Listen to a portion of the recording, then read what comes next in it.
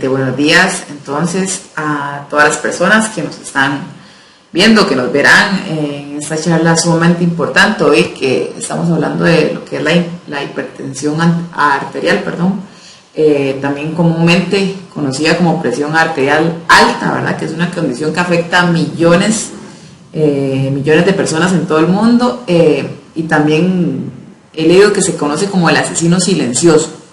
Esto porque a menudo no presenta síntomas evidentes o también, pero puede llevar esto a complicaciones grandes porque usted no se está dando cuenta de que tiene este tipo de enfermedad, ¿verdad? Y puede traer complicaciones graves, no sé, como enfermedades cardíacas, accidentes cerebrovasculares y problemas también renales, si no me equivoco. Entonces es crucial entender el por qué la hipertensión, cómo se puede prevenir y manejar justamente, ¿verdad? Porque, como digo, es un asesino silencioso que hay que tener mucho cuidado con este tipo de enfermedades, y también es importante el saber monitorear siempre nuestra presión regularmente, ¿verdad? Entonces, un tema muy importante el que vamos a tratar el día de hoy con las chicas. Entonces, bienvenidas a todas, bienvenidas a mi compañera María Jesús, a la doctora Cristel y a las estudiantes Fiorella y Mariana. Buenos días. Buenos días, muchas gracias Emily por la introducción. En realidad sí, como lo mencionas, es una enfermedad bastante común en nuestro entorno, ¿verdad? Y hay muchos factores, por ejemplo, la edad, factores de estrés que pueden desencadenar cuadros de hipertensión. Y bueno, las chicas nos van a ayudar, las estudiantes de la Universidad Internacional de las Américas, con explicarles un poquito sobre el abordaje farmacoterapéutico que vamos a tener para el abordaje de la presión arterial como tal, y también recomendaciones que pueden ayudar a mejorar el estilo de vida.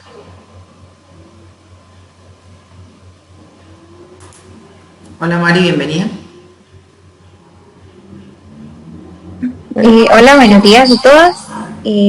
Bueno, un placer estar de nuevo en otra sesión. Realmente es muy importante incluso para mí este tema, porque mi familia casi que todos padecen de presión alta, entonces sí es como algo que yo lo tengo ahí en cuenta, ¿verdad? Entonces la verdad sí quiero, pues, ¿verdad?, sacarle lo máximo de información y provecho a la sesión de ustedes hoy, porque pues es un tema, ¿verdad?, que afecta así como a mi familia, a muchísimas otras, bueno, por lo menos acá en Costa Rica, ¿verdad?, que es la información que tenemos, entonces me parece un tema muy interesante. Exactamente, es una enfermedad que sí, la mayoría o muchas personas la padecen. En el caso de mi familia también, mi mamá padece eso, y como lo digo, lo más preocupante es que sea un asesino silencioso que muchas veces no presente sintomatologías, ¿verdad?, para darse cuenta justamente de que se tiene esa enfermedad. Entonces ve lo importante que es estarse tomando la presión seguido para que nos demos cuenta y valoremos cómo está nuestra presión sanguínea, ¿verdad? Entonces le damos las bienvenidas a las muchachas Mariana Quesada y Fiorella Beckford de nuevo, y tienen toda la pantalla para ustedes.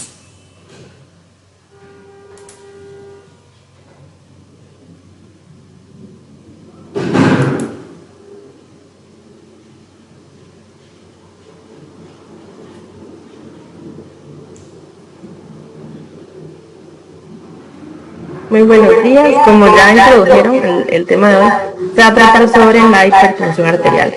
La exposición está a cargo de mi persona, Mariana Quesada, y mi compañera Fiorella Beckford. La compañera Valeria Cordero también nos ayudó en cuanto al material. Y básicamente se va a enfocar en las recomendaciones farmacoterapéuticas para pacientes hipertensos.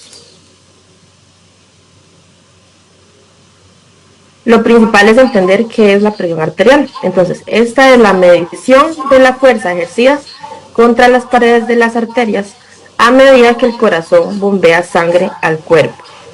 Entonces, lo que se llama hipertensión es el término médico que se utiliza para describir la presión arterial alta.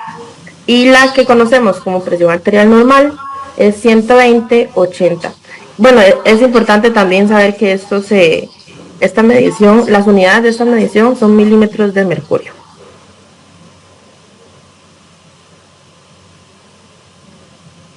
Ok, entonces, cuando hablamos de presión arterial, existe una clasificación.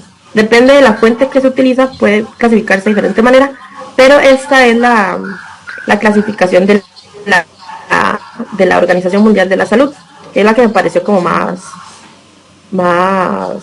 certera, ¿verdad? Entonces, como dijimos, la normal va a ser 120/80. Luego, cuando se habla de prehipertensión, hay como ciertos rangos. Entonces tenemos 120/39 y 80/89. Cuando se habla de hipertensión grado 1, es 140/159, 90/99. Luego, grado 2, 160/179 y 100/109.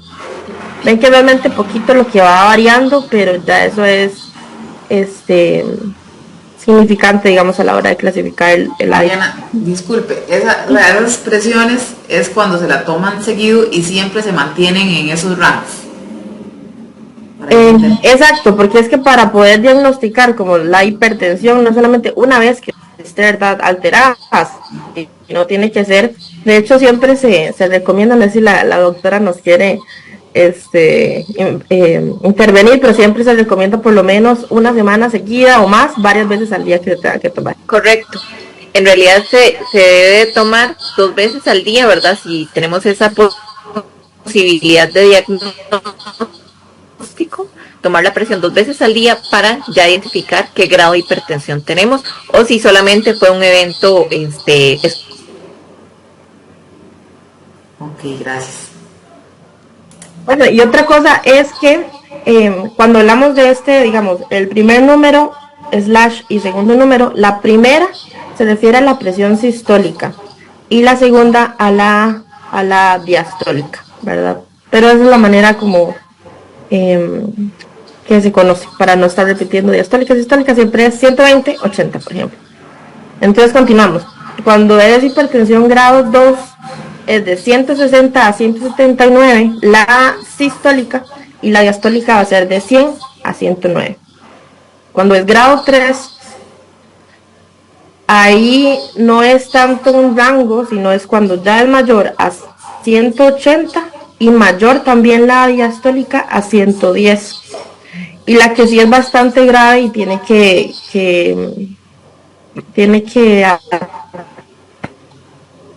atenderse en el momento es la crisis hipertensiva, a más de 180/120. Si se fijan, la que más va como variando en esto es la diastólica, ¿verdad? Como por ejemplo hay la diferencia entre el grado 3 y la crisis hipertensiva, la que es realmente diferente es la presión diastólica. Entonces, ¿qué es la hipertensión? Básicamente, ustedes ya lo mencionaron como brevemente de qué se trata, pero sí, es una enfermedad súper común en Costa Rica. Yo creo que es la más frecuente en los costarricenses, que afecta las arterias del cuerpo. Entonces, si uno tiene la presión alta, la fuerza que ejerce la sangre contra las paredes de las arterias es muy alta y muy constantemente es alta. Entonces el corazón, ¿qué es lo que va a pasar? El corazón va a trabajar más para bombear la sangre, más de lo que debería. Y ¿por qué es importante? Porque es importante controlar la hipertensión. Primero hay que mencionar algo muy importante, que esta es una de las causas principales de muerte prematura en el mundo. Y bueno, Emily ya nos mencionó algunas de las razones, pero si se deja sin tratamiento, por ejemplo, la hipertensión, van a llevarse a enfermedades cardiovasculares, las más comunes: infarto, accidente cerebrovascular. También, como se mencionó, insuficiencia renal es una de las consecuencias comunes también. También controlar la presión arterial nos va a ayudar a unir daño en órganos vitales, como cuáles órganos: el corazón, los riñones, los ojos incluso, y también a nivel cerebral. Por supuesto, esto va a tener un gran impacto en la calidad de vida, porque a pesar de que los medicamentos, pues sí, son diarios, son para toda la vida, nos va a aumentar la esperanza de vida básicamente, y vamos a evitar todas estas enfermedades y todos estos problemas de salud que ya mencioné. Y también nos va a ayudar a reducir el riesgo de aneurismas, porque la hipertensión, una de las consecuencias es que ensancha los vasos sanguíneos, entonces puede llevar potencialmente a que estos se rompan y pues puede ser incluso letal. ¿Cuáles son las causas de la hipertensión? Hay muchísimas, vamos a mencionar, incluso estas no son todas, pero son las más importantes y las más comunes, que es, por ejemplo, los problemas renales, como las enfermedades renales crónicas, ¿verdad? Las insuficiencias renales. La apnea obstructiva del sueño es otra. Los problemas de la tiroides, ¿verdad? Tanto el hipotiroidismo como el hipertiroidismo. Defectos congénitos en los vasos sanguíneos también, ¿verdad? Puede ser algo genético, no solamente que se provocó, digamos, por el estilo de vida. También ciertos medicamentos, eso es importante tomarlo en cuenta. Ahí están incluidos los anticonceptivos orales, los analgésicos de venta libre y algunos descongestionantes también. El uso de sustancias, por supuesto, ¿verdad? El consumo del alcohol, drogas ilegales como la cocaína y la anfetamina. Y también problemas endocrinos, ¿verdad? Como por ejemplo el tumor de las glándulas suprarrenales y el síndrome de Cushing, que ya lo hemos mencionado en otras charlas, que se trata de una enfermedad causada por el uso muy frecuente o muy prolongado de los corticosteroides. Y por supuesto tenemos factores de riesgo que conllevan a la entonces los no modificables son los que ahí están al revés. Me disculpa, vamos a hacer el cambio.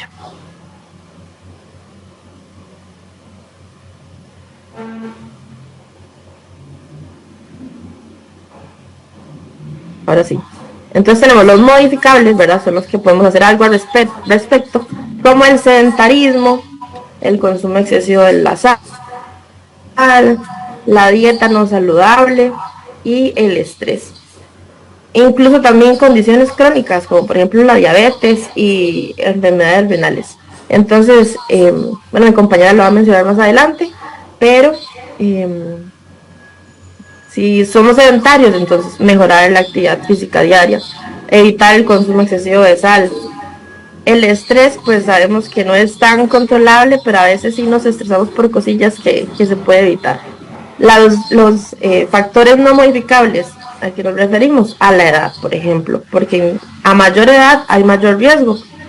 Y entonces las personas, por eso vemos que generalmente las personas adultas mayores padecen de hipertensión.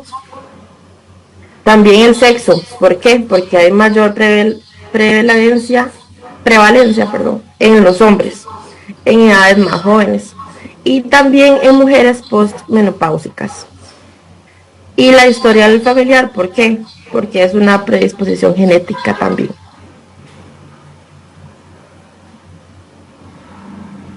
Continúa mi compañera. Ok, ahora vamos a hablar un poco sobre las recomendaciones farmacológicas, ¿verdad? Bueno, con frecuencia se utiliza uno o más de este tipo de medicamentos. Entonces empezamos con que obviamente es de suma relevancia la asignación correcta del medicamento según el tipo de hipertensión que esté presentando el paciente. Algunos de los medicamentos, ¿verdad? Son estos, por ejemplo, lo que son los diuréticos. Como ejemplo muy común está la furosemida, Generalmente los diuréticos, ¿verdad? O bien llamados píldoras de agua, su función básicamente es ayudar a los riñones a lograr como eliminar el sodio o la sal del cuerpo, ¿verdad? Que esto lo que va a hacer es como resultado ayudarnos, ¿verdad? A que los vasos sanguíneos no tengan que tener como o no contengan tanto líquido y como efecto se tenga una disminución en lo que es la presión arterial.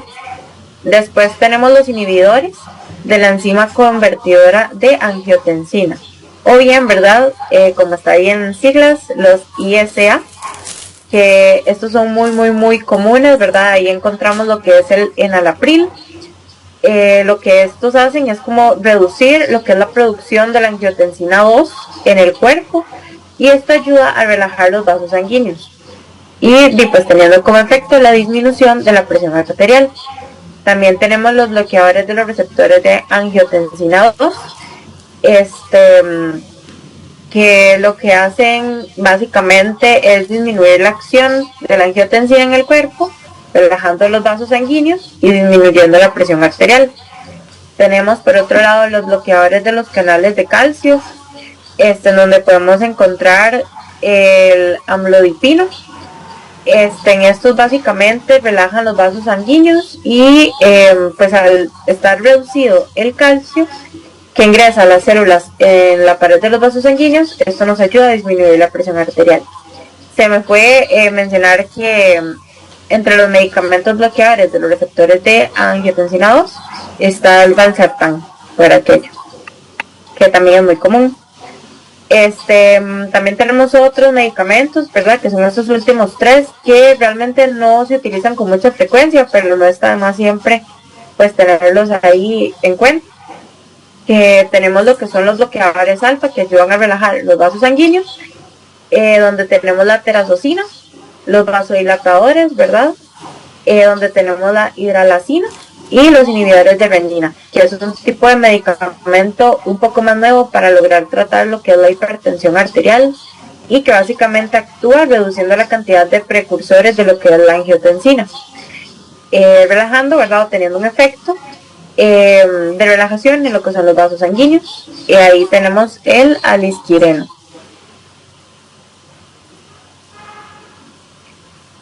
Ok, entonces también tenemos lo que es la importancia, ¿verdad? De básicamente cumplir con las dosis o bien con el tratamiento que se le indique al paciente, ¿verdad?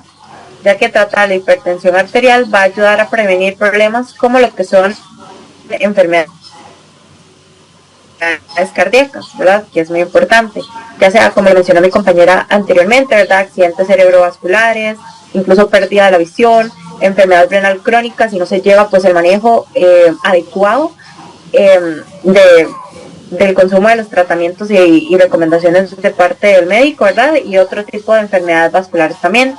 Es posible que se necesite tomar medicamentos, ¿verdad? Obviamente para ayudar con lo que es a bajar la presión arterial y también complementarlo con diferentes tipos de cambios en el estilo de vida, ¿verdad? Que nos van a ayudar a que el paciente tenga una mejor calidad de vida y a reducir lo que son las complicaciones, ¿verdad? Ya que la hipertensión no controlada, ¿verdad? Disminuye como tal la calidad de vida de la persona que lo padece y las consecuencias pueden llegar a afectar pues, a su familia, causarle la muerte también. Y pues el comportamiento de las personas al saber que tienen, ¿verdad? Este tipo de enfermedad crónica también llega a afectar de alguna manera en su vida. Y también tenemos lo que es el monitoreo, ¿verdad? Y el ajuste de dosis en coordinación del médico. Básicamente, tratar de que el paciente tome los medicamentos tal cual como se lo han prescrito, ¿verdad? Durante el tiempo que sea necesario, en el momento que se le indique, ¿verdad? Tomar una píldora cada 2 días o dividir las píldoras por la mitad, dependiendo de pues el tipo de hipertensión que se tenga y lo que el médico le recete. Por otro lado, tenemos las recomendaciones no farmacológicas que como diferentes cambios en el estilo de vida para poder complementarlo junto con la medicación, tratamiento que se le envía al paciente y poder evitar lo que son las complicaciones. La alimentación saludable, ¿verdad? Y balanceada es sumamente esencial que este tipo de pacientes, ¿verdad? Traten de reducir lo que es el sodio.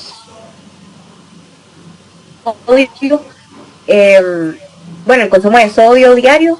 De hecho, hay sales que venden en diferentes supermercados que indican y todo, ¿verdad? Que vienen bajos en sodio, igual que otro tipo de alimentos. Tratar de llevar ese proceso, si se puede, ¿verdad? Con un nutricionista que más que todo al principio ayude como a establecer comidas o demás, porque a veces es muy complicado como estar leyendo las etiquetas o saber qué productos son altos en sodio, qué productos son bajos en sodio y demás, ¿verdad? Entonces, como para que sea más sencillo realizar ese cambio, ¿verdad? De forma paulatina para mejorar el estilo de vida. También es necesario como reducir lo que es la grasa saturada, las grasas totales que se consumen en el día a día, ¿verdad? Que a veces uno no le presta tanta atención, pero en este tipo de pacientes es bastante benéfico, ¿verdad? Para lograr bajar lo que es la presión arterial sistólica. Y tratar de escoger frutas y verduras todos los días que sean ricas en potasio o bien que también sean ricas en fibra. Comer de forma diaria lo que son nueces, semillas, diferentes legumbres y demás. Tratar de aprender cómo comprar y pues cocinar los alimentos que sean lo más aptos para la condición. Por otro lado, también tenemos lo que es el manejo correcto del estrés. Es muy importante, ¿verdad?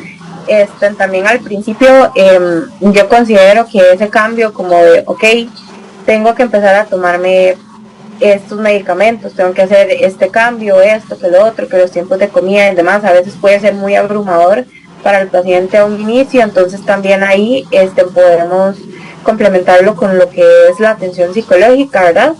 Muy importante, porque a veces, a pesar de que es una enfermedad bastante común, también puede ser un poco abrumadora, ¿verdad? El simple hecho de que el paciente sepa que ahora posee una enfermedad que es crónica, ¿verdad?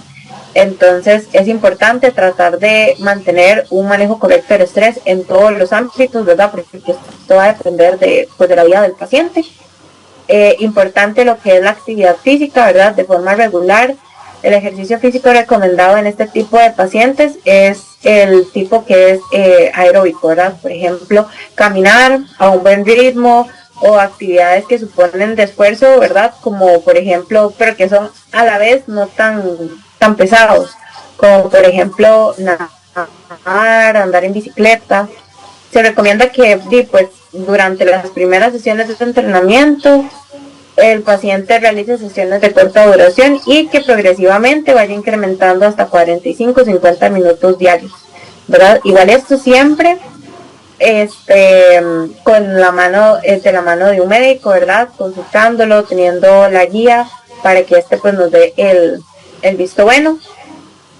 También importante mencionarles, porque se me olvidó por allá, algunas técnicas, ¿verdad? Del manejo del estrés, que también es muy importante. A veces a uno como que en ese momento de estrés uno realmente no sabe ni qué hacer, porque pues no todas las personas tenemos como la técnica no es tan accesible como llegar y acudir a un psicólogo, o simplemente no, a veces uno no quiere por diversos factores. Entonces algunas cosillas que se pueden tomar en cuenta, ¿verdad? Que yo pienso que son muy sencillas de hacer. Por ejemplo, lo que son las respiraciones profundas en momentos de estrés, sentarse, tratar de respirar de manera profunda y tener una respiración, lo que se llama consciente, ¿verdad? Enfocarse en esa respiración, tratar de hacer meditaciones en la casa, se ha puesto como mucho en auge, ¿verdad? Y demás, es mucho más sencillo como lograr encontrar meditaciones en internet, ¿verdad? Con diferentes guías. Lo mismo con la yoga, se puede tratar de hacer yoga, ¿verdad? De manera pues suave, en los momentos o espacios libres que tenemos. En las noches, cuando se llega de algún momento estresante, del trabajo, de la universidad o lo que sea. E incluso, ¿verdad? Aunque no se habla mucho, es muy efectivo lo que es el tema de la aromaterapia. Que ahora también hay muchos muchos emprendimientos, muchas marcas, ¿verdad? Y pues muchas guías para todo esto. Bueno, luego por otro lado está la pérdida y el control del sobrepeso, ¿verdad? Eso es una estrategia para mantener sano, ¿verdad? Y prevenir futuras enfermedades. Y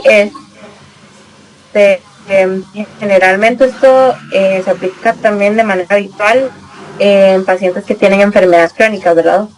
Y también pues tratar de, esto va a ayudar a complementar, ¿verdad? Tener lo que es una dieta equilibrada, que no tengan carencias nutricionales, realizar 5 comidas diarias, beber agua y demás, que como les mencioné, sería muy importante llevarlo a cabo junto con un nutricionista.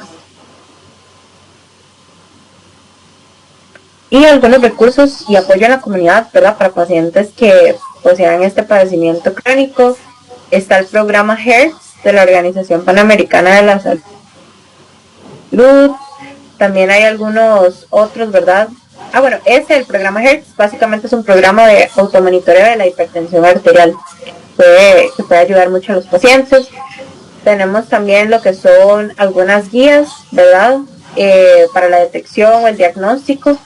E incluso, ¿verdad? Acá a nivel de Costa Rica está el Plan Nacional para la Reducción de Consumo de Sodio en la Población.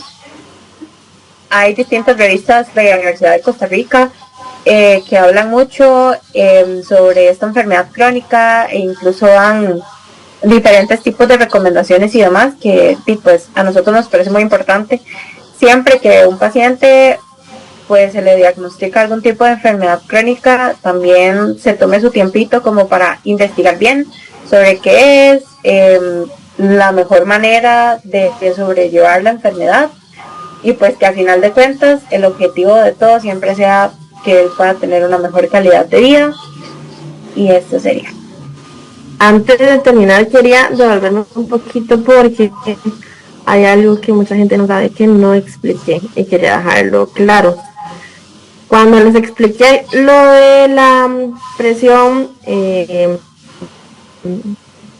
sistólica y diástica, tenemos que el primer número, ¿verdad? Se mide con 2 números. El primero, es decir, aquí el 120, es la sistólica. Y acá es la diastólica, pero no les expliqué a qué se refería esto. Cuando hablamos de la presión sistólica, es básicamente cuando el corazón está bombeando, ¿verdad? Mientras el corazón se está bombeando y se contrae o bombea sangre.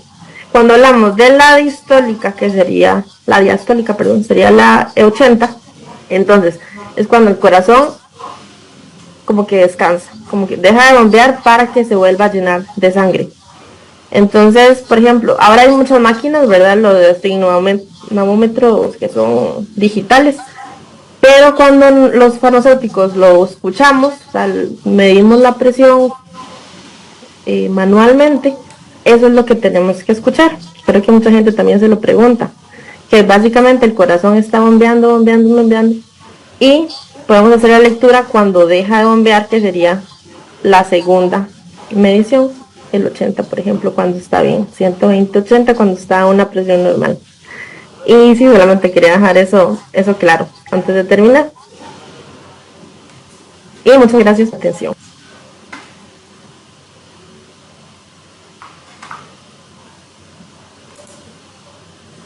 Gracias, chicas. No sé si la otra tiene algo que aportar más a ellas. Bueno, en realidad la presentación está muy completa. Depresiones que manejamos, porque cada vez más hay diferencias, ¿verdad? Entonces, por ejemplo, si tenemos una presión que va por frecuencia cardíaca elevada, que es otro de los factores que hay que analizar cada vez que tomamos la presión arterial, hay que darle un medicamento diferente. Y esto cabe destacar que porque yo tenga la presión arterial elevada, no es la misma que va a tener la compañera de trabajo, que va a tener mi mamá o mi tía, ¿verdad? Que puede estar relacionada a eso.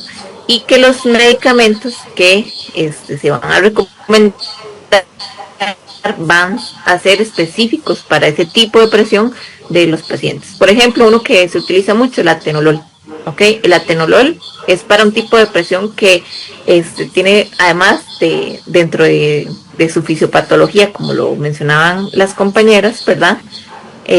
Tiene un aumento de frecuencia cardíaca. Entonces tenemos que actuar con medicamentos que disminuyan esa frecuencia cardíaca, ¿verdad? Y existen otras, por ejemplo, que tenemos una alta resistencia vascular, entonces hay que aportarle con un diurético, ¿verdad?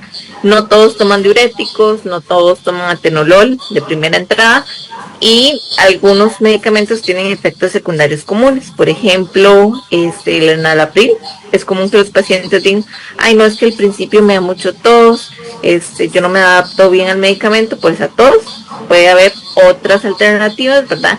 Y siempre es necesario hacerle ese énfasis, ¿verdad? Ese efecto secundario que tenemos ante el médico o farmacéutico más cercano para ver qué probabilidad hay de cambios. Además, dentro de las formulaciones que encontramos en el mercado, vamos a encontrar que algunas vienen ya todas combinadas. Entonces, a nivel de la farmacia privada, vamos a encontrar la facilidad de encontrar esos 3 medicamentos básicos para la presión arterial, ¿verdad? En un solo medicamento. ¿Cuándo es recomendable tomarlo? ¿En la mañana o en la noche? Va a depender. Por ejemplo, los diuréticos siempre se les recomienda a los pacientes darlos en la mañana. ¿Por qué? Porque es necesario que se esté eliminando la mayor cantidad de sodio y de agua, ¿verdad? Y esto va a recurrir que los pacientes vayan al baño varias veces. Entonces siempre se recomienda como en la mañana, y en la noche dejar ya los antihipertensivos como tal, por ejemplo el atenolol, por ejemplo el valsartán, el enalapril, ¿verdad? Que son algunos representativos, dejarlo como en la noche, que farmacológicamente está descrito, ¿verdad? Y existe la cronofarmacología, que tiene que ver con el estudio de los tiempos, ¿verdad? Para los medicamentos. Entonces, lo más recomendable es que sea en la noche, porque casualmente de 2 a 3 de la mañana es cuando ocurren la mayor cantidad de accidentes, de infartos, accidentes cerebrovasculares en esos periodos de la mañana. Entonces, para evitar eso, se da siempre en la noche y tratar de controlar la hipertensión arterial durante este momento. Vamos a ver como otra recomendación, ¿verdad? Es necesario incorporar un cambio en el estilo de vida. Por ejemplo, hacer ejercicio, disminuir la dieta de sal, disminuir los niveles de estrés, porque si dejamos avanzar la hipertensión, además de las consecuencias que va a tener a largo plazo, existe una triada clásica, que es, iniciamos por hipertensión, avanzamos a dislipidemia, que es cuando ya hay presencia de placas de ateroma, ¿verdad? De grasa a nivel arterial, que no permiten un flujo adecuado de la sangre, y por ende esa obstrucción puede generar con más regularidad accidentes cerebrovasculares. Y bueno, eso es sumamente importante. Y ya después, cuando existe esas 2 condiciones de previo, se da el tercer factor, que es cuando ya se presenta diabetes como tal. Entonces todo va como una seguidilla, y si nos damos cuenta del inicio, podemos ir frenando el avance de estas enfermedades. Doc, y el único modo de darse cuenta uno que padece de presión arterial alta es o sea, lo que leí, no hay sintomatología. Entonces solamente tomándose la presión diariamente. No hay ni una sola sintomatología que uno se pueda dar cuenta de que sí puede tener presión arterial alta. En cuanto a los síntomas más comunes, podemos encontrar, por ejemplo, recurrentes dolores de cabeza, e inclusive les doy la recomendación de, antes de tomarse algún analgésico o algún medicamento para el dolor de cabeza, y es común que a veces utilicen vasoconstrictores, por ejemplo, como migretil o abamigran, ¿verdad? Que son para migrañas, no dolores de cabeza, y hay que hacer esa diferenciación, ¿verdad? Porque si yo estoy con muchos dolores de cabeza muy recurrentes, puede ser que hay una tensión de previo. Y si no me tomo la presión arterial, estoy enmascarando una situación de fondo. Entonces hay que prestarle mucha atención. Las farmacias por lo general brindan este servicio, ¿verdad? De tomar la presión arterial y de brindarles ese seguimiento que se le puede dar a los pacientes en estas condiciones, ¿verdad? Solo quería agregar, perdón. No, adelante. Solo quería agregar algo a lo que dijo la profe, que cuando se está como en las etapas iniciales, como ya hablamos, digamos, de prehipertensión y hipertensión grado 1, por ejemplo, generalmente no hay síntomas. Pero cuando ya es un poquito más avanzado, ahí es donde sí, hay demasiados dolores de cabeza, también se pueden haber mareos, incluso visión borrosa también es otra de los síntomas. Y otra cosa importante, a la hora de medir la presión, los que lo han hecho, que han ido a una farmacia, por ejemplo, siempre les preguntan como vino caminando, vino en carro y todo. Eso es importante saberlo, porque si usted viene caminando, hace media hora que viene caminando, entonces usted normalmente va a estar agitado, entonces es importante descansar unos minutos antes de. Eso también hay que tomarlo en cuenta, si no la medición de la presión va a estar alterada. Entonces es importante descansar por lo menos 5 o 10 minutos antes de hacer la medición, si es que viene, por ejemplo, caminando.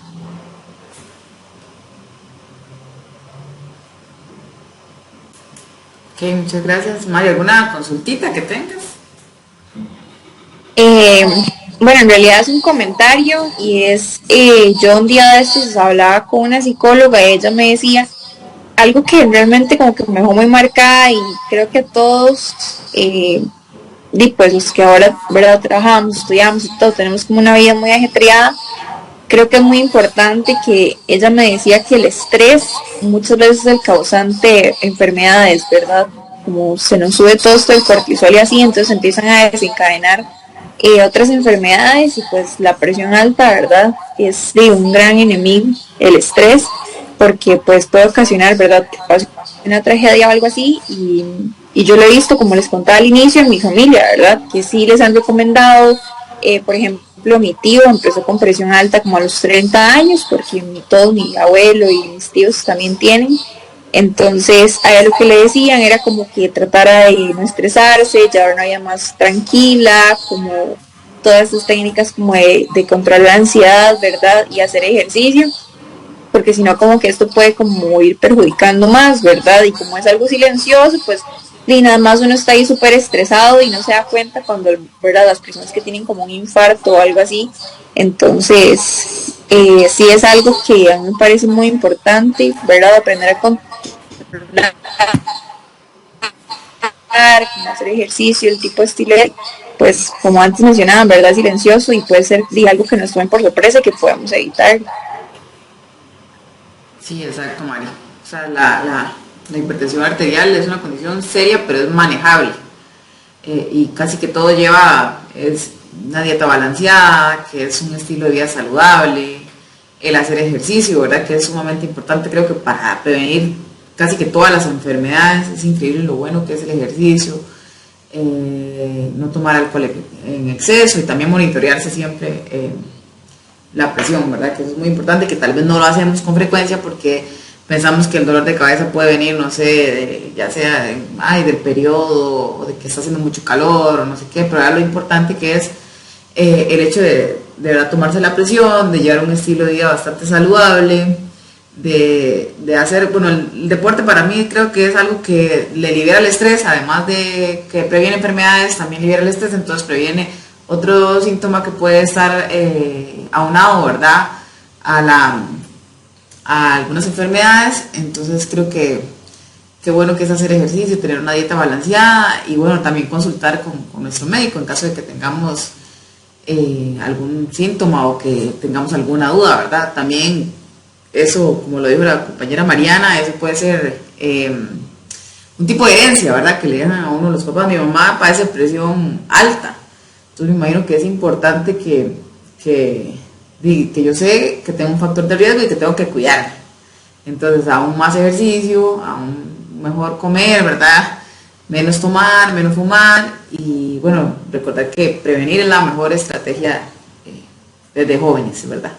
Entonces, bueno, si tenemos algún factor de riesgo, es importante siempre consultar a un profesional de la salud y realizar los chequeos generales, ¿verdad? Los necesarios. Cuidar de nuestra salud es bien importante, entonces hacer bastante ejercicio y comer bien, que es lo que nos están recomendando casi que para prevenir todo tipo de enfermedades. Entonces, no sé si tienen alguna consulta, algún aporte más que hacer.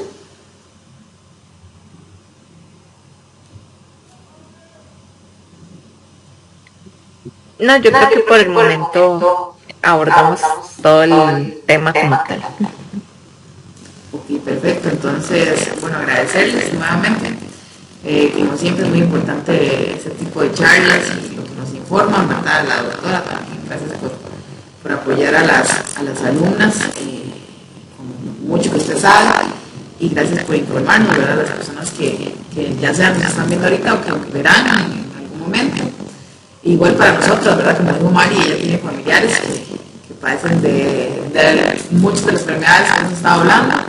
Entonces es importante llevarnos eso para la casa de nosotros también. Entonces agradecerles nuevamente que nos acompañaran el día de hoy. Ahora la próxima semana, ¿me recuerda la charla que tenemos la próxima semana?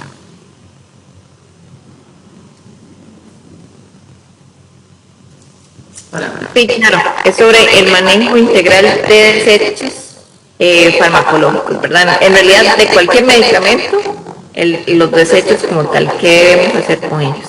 Que es una problemática también que está afectando no solamente al ambiente, sino a nosotros mismos, ¿verdad? Y es una problemática que abordaremos la próxima semana. Sí, algo muy importante porque justamente la compañera acá de comunicación acaba de hacer unos videos, ya que tenemos un centro de acopio, ¿verdad?, de recolección de residuos ordinarios, y la gente no sabe, o sea, no sabe reciclar. Entonces muchas veces se envían jeringas, sondas, y eso no es para reciclaje. Entonces eso va a estar unido justamente a los videos que hizo la compañera también. Lo importante es saber cómo desechar todo ese tipo de basura, digamos, pero que no sea que mira, una jeringa va para reciclaje, porque también le podemos hacer daño a los compañeros del reciclaje. Entonces vea que es importante que todos se lo sigan. María, ¿me queda decir para finalizar? Nada, muchas gracias nuevamente por la charla, por toda la información que nos dieron. Para mí fue provecho. Y nada, agradecerles, estuvo muy bonita y nada.